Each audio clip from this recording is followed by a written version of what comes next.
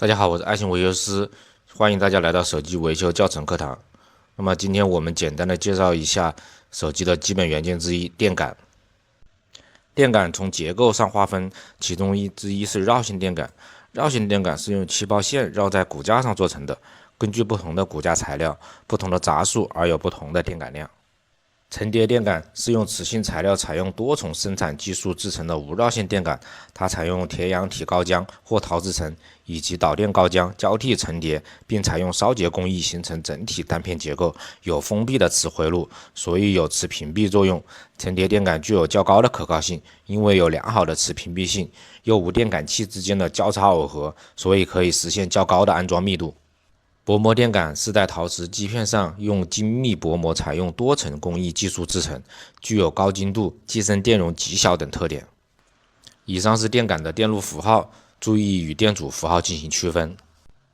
电感的符号是 L， 电感的单位是亨利，简称亨，符号是 H， 还有毫亨、微亨、纳亨、皮亨。1亨利等于1000毫亨，1毫亨等于1000微亨，1微亨等于1000纳亨，1纳亨等于1000皮亨。当一根导线有恒定电流流过时，会在导线四周激起恒定的磁场。把这根导线弯曲成螺旋线圈时，根据电磁感应定律，可以判定螺旋线圈中发生了磁场。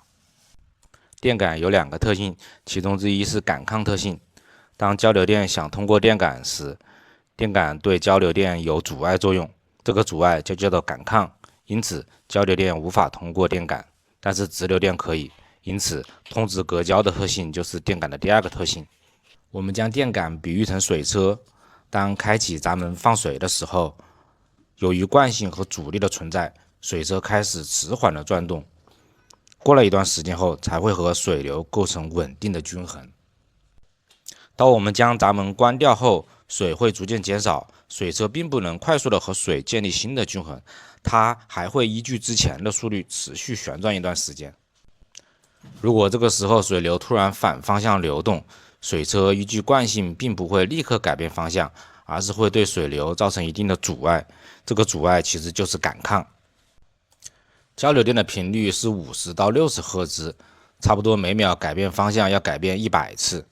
这样子的一个频率是无法通过电感的，因为电感始终对电流有阻碍作用。那么理解电感的这一原理，对后期理解升压电路至关重要。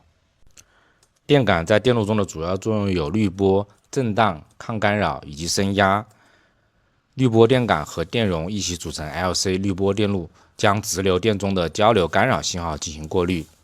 震荡就是把直流电变成交流电的过程，主要用于高频电路，与电容和三极管或集成电路组成一个谐振回路。抗干扰主要抑制电磁波的干扰，应用于电源电路以及信号处理。那么升压电感将电能和磁场相互转换的能量器件，在后期的 BOSS 的电路中将重点介绍。